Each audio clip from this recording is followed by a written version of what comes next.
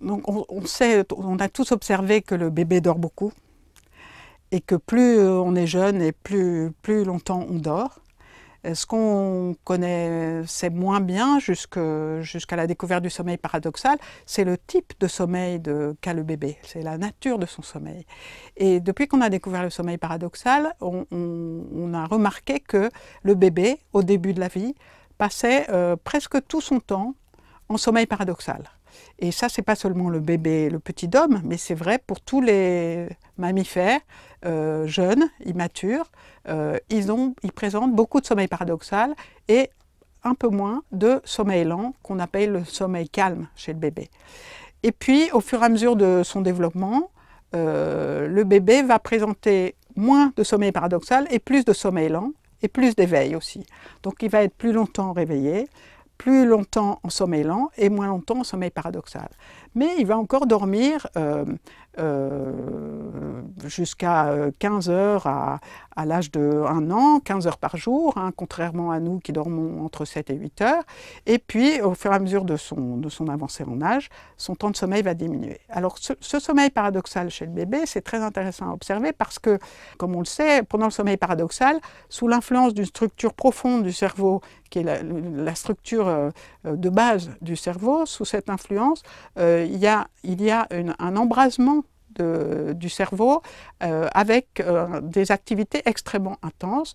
Donc on pense que pendant le sommeil paradoxal, il y aurait justement cette stimulation du cerveau qui vient de l'intérieur, du cerveau qui vient de lui-même.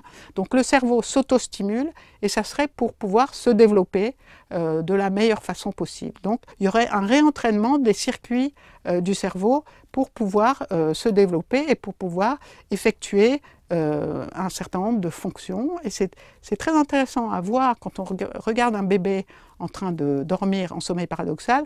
On voit très bien sur son visage toutes les expressions qui vont apparaître, qui sont issues de ce foisonnement d'influence du cerveau.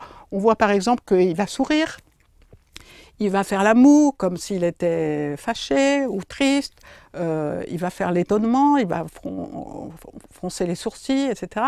Et donc tout ça sont des activités qui sont générées par le cerveau lui-même et qui vont entraîner, dont on pense que ça va entraîner le bébé à toute la mimique faciale qui va plus tard lui servir à communiquer avec sa mère. Par exemple le sourire, ou les pleurs, ou le fait de faire la moue, etc., ou d'être étonné. Tout ça va lui servir à communiquer plus tard avec la mère, et ça serait entraîné dès la naissance, et même in utero, par les circuits du sommeil paradoxal qui, automatiquement, enverraient ces stimulations pour développer le cerveau de la façon adéquate pour pouvoir ensuite communiquer normalement avec la mère. Alors le sommeil lent, c'est le contraire du sommeil paradoxal. Le cerveau à ce moment-là se repose de toute l'énergie qu'il aura dépensée et ce sommeil lent augmente en quantité au fur et à mesure du développement, tandis que le sommeil paradoxal diminue en quantité. Alors la dernière chose à savoir, c'est que le sommeil du bébé, l'horloge biologique est très différente, aux grandes dames des parents d'ailleurs, parce qu'un bébé va être aussi bien réveillé le jour que la nuit. Donc la nuit, quand il dort le jour, on est très content, mais quand il est réveillé la nuit, c'est plus difficile pour les parents.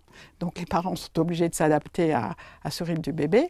Et puis, à partir de 2 ans, il n'y a plus qu'une sieste en fin de matinée et puis une sieste l'après-midi.